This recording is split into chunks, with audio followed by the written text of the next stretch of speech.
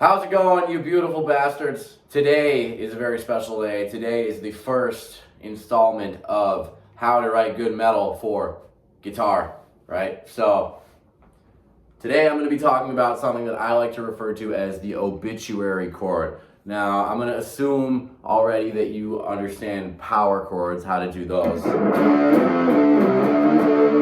I'm going to assume that you can palm mute. We're going to look a little bit at the song Redneck Stomp by Obituary. It goes a little something like this.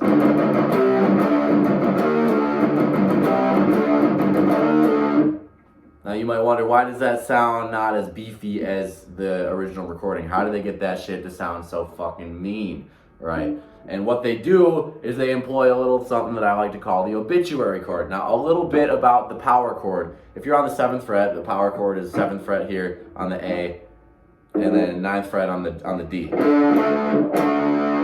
So, music theory terms, shut up, nerd. Music theory helps, all right? It can help you, all right? Don't be afraid. A power chord is consisted of two notes. It's the root note, the tonic, the root note. And then the higher note is the 5th, which would be B if you were in E standard. But those two notes comprise the perfect 5th interval. It's neither major nor minor. It just sounds very, I'm not going to get into the science of why it sounds very harmonically just good, but those are the two notes. You got the root and the 5th. Now, the interesting thing about guitar is that on pretty much anywhere on the first 4 strings, you go to a fret, you go 2 strings up and 2 frets up, it's the same note, just higher. It's called an octave.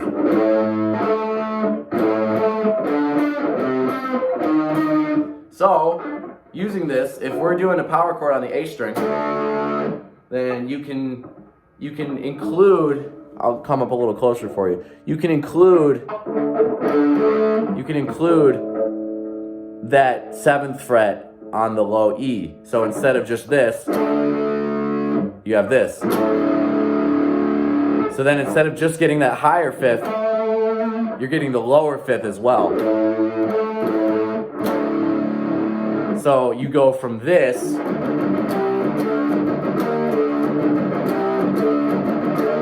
to this.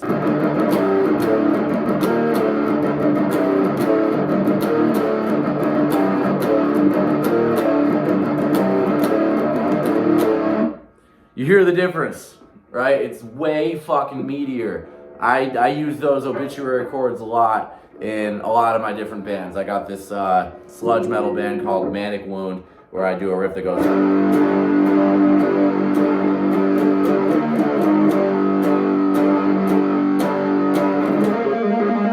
And that sounds a lot heavier than just.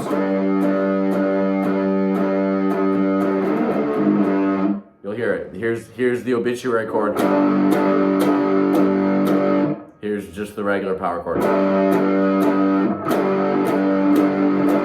It's a subtle difference, but it makes a difference. Obituary uses it a lot, which is why I call it the obituary chord.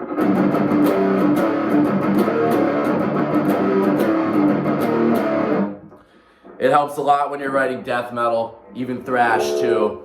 It's just a great way to make it sound a little beefier, right? Even if you're doing like a thrash riff.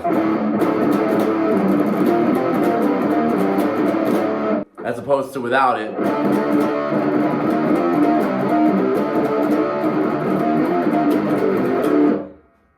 Here's with it.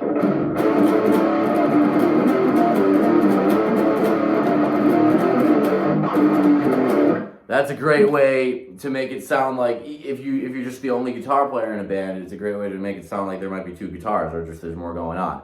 So that was obituary chords.